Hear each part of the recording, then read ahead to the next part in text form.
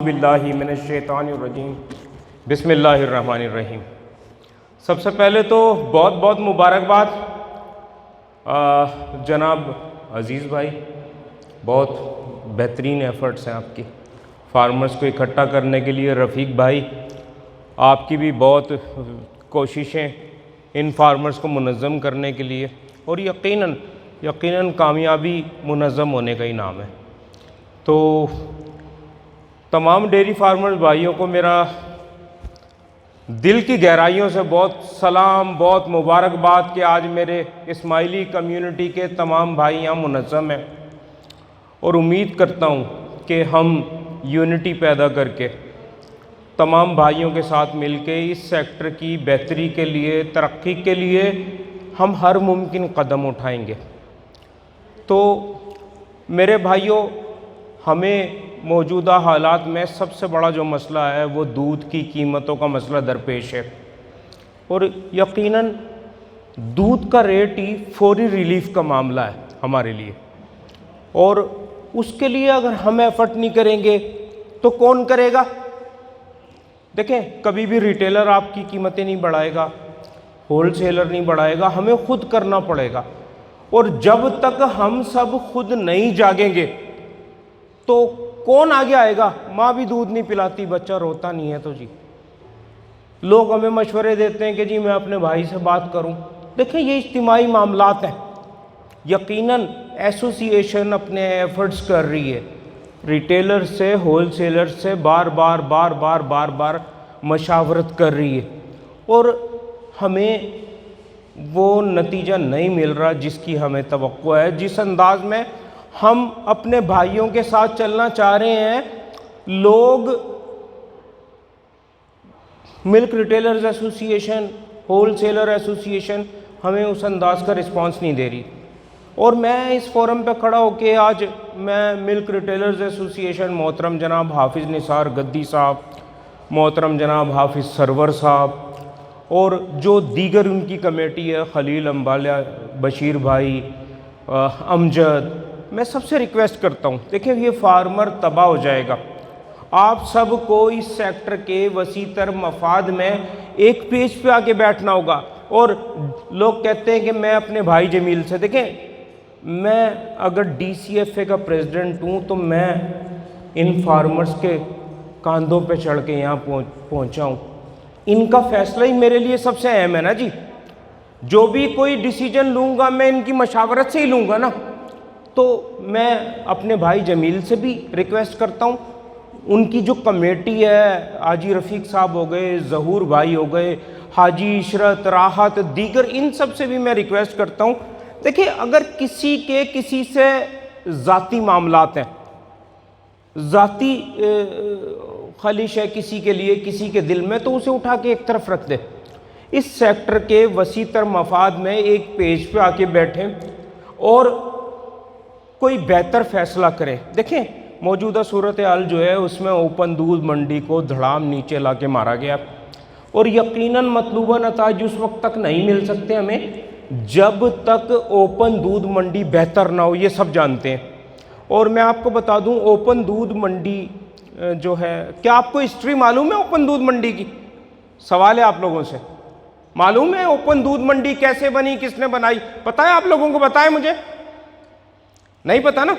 Open दूध मंडी मेरे वालिद मरूम ने 1980s में कायम की थी, और वो एक बिजनेस मॉड्यूल खड़ा किया था एसोसिएशन के फंड जनरेट करने के लिए। और देखिए, तेजी मंदा कारोबार में चलता है। ओपन दूध मंडी से रोज़ाना हमें एसोसिएशन को बहुत बड़ा फंड मिलता था, जो कि उस दौर में 35-40 हज़ार रुपये तकरीबन थे। मैं छोटा था उस दौर में। तो जब मंदा आता था तो हमारे अकाउंट में 30-40-50 लाख रुपया पड़ा होता था मंडी के।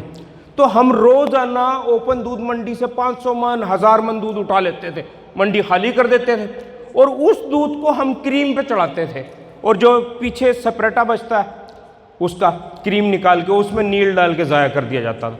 क्योंकि इस डेयरी सेक्टर को संभालना, ओपन दूध मंडी संभलेगी तो ये सेक्टर संभलेगा।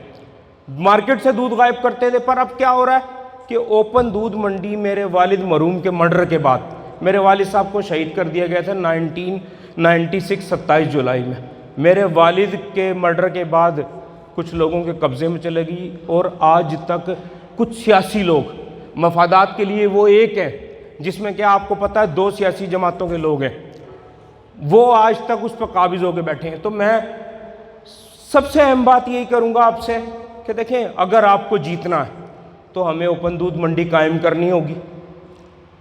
आप मुझे बताएं, ओपन दूध मंडी आपके कंट्रोल में होगी तो चीज़ें चलेंगी ना, हाँ या ना? तो देखें, उसके लिए सबसे अहम है कि आपको किसी एक लीडरशिप पे मुत्तफिक होना होगा। सबसे अहम होता आपका दलेर लीडर जो कि सब कुछ कर गुजरने की सलाहियत रखता हो।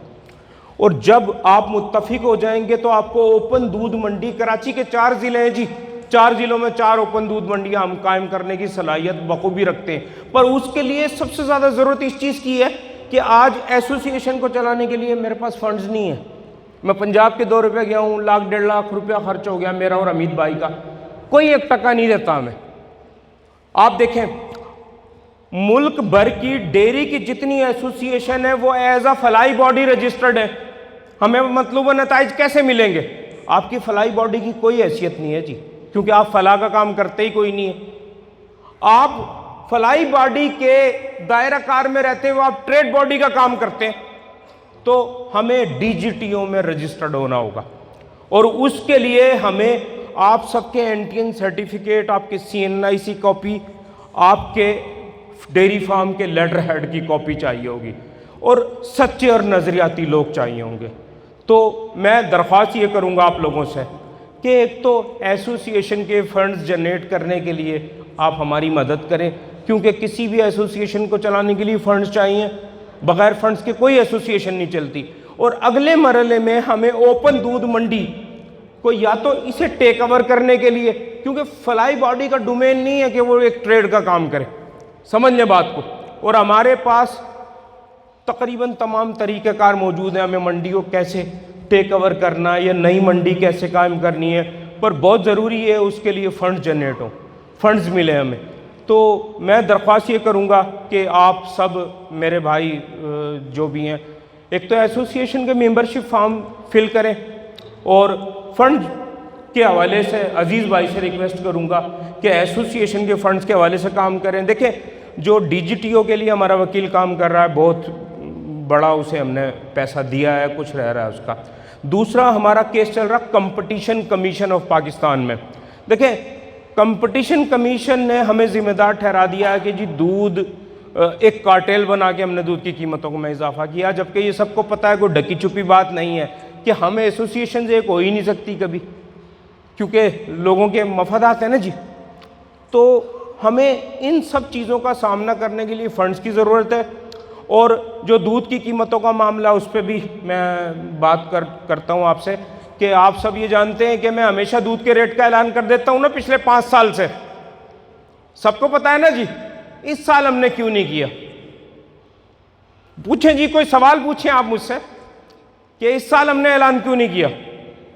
देखें, दूध की कीमतों का मामला चूंकि सिर्फ शाकिर उमर का मसला भी नहीं है, सिर्फ डीसीएफए का भी मसला नहीं है। दूध की कीमतों का जो मामला है वो हम सबका इज्तिमाई मामला है और तमाम स्टेक होल्डर्स का मामला है। और तमाम स्टेक होल्डर जो हैं, जिसमें रिटेलर्स हैं, होलसेलर्स हैं और डेयरी फार्मर्स हैं, जो मिल्क प्रोड्यूसर्स हैं, और फिर हमसे जुड़े वो तमाम कंपनीज हैं जो फार्मास्यूटिकल कंपनीज हैं, वंडा कंपनीज हैं, घास वाले हैं, वो सब हमारा हिस्सा है। क्योंकि ये दूध की कीमतों का मामला फौरी रिलीफ का मामला है, तो हमने यूँ इसमें इजाफा नहीं किया कि यार हम ये चाहते हैं कि तमाम लोगों को हम मुत्तफिक करके एक पेज पे आके कि कहीं कोई मुतसादिम ना हो। अब जैसे कि हम ऐलान करते हैं, हमारे ऐलान के जवाब में एक और ऐलान आता है और एक दूसरे को नीचा दिखाने की बिला वजह की कोशिशें शुरू हो जाती हैं। तो हमने सबसे एक एक करके मीटिंग की है, पर कोई मतलूबा में नताइज न मिल सके। और यकीनन मैं जुलाई से कोशिशें कर रहा हूँ कि यार किसी तरह दूध की कीमतों में इजाफा हो जाए, क्योंकि कास्ट ऑफ प्रोडक्शन हद से ज़्यादा बढ़ चुकी है। तो उसके साथ साथ हम ये दूसरी चीज़ें भी कर रहे हैं, डीजीटीओ में रजिस्ट्रेशन और दीगर चीज़ें। तो मैं दरख्वास्त ये करूँगा, आप लोग अगर यूनिटी पैदा करेंगे, आप लोग एक हो जाएंगे, तो हम दूध की कीमतों में ऐलान कर देंगे।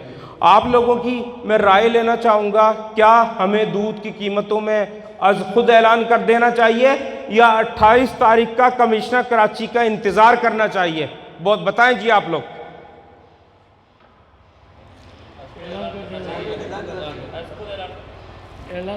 पीछे से आवाज़ नहीं आ रही जी। क्या आप लोग साथ देंगे अगर हम ऐलान कर देंगे तो?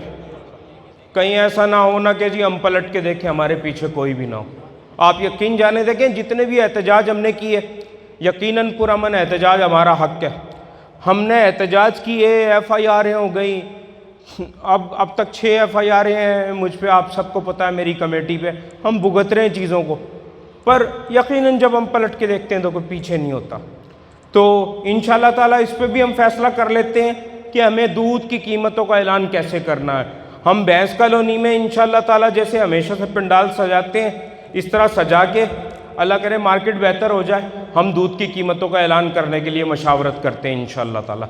व आखिरु दावाना अनिल हम्दुलिल्लाहि रब्बिल आलमीन।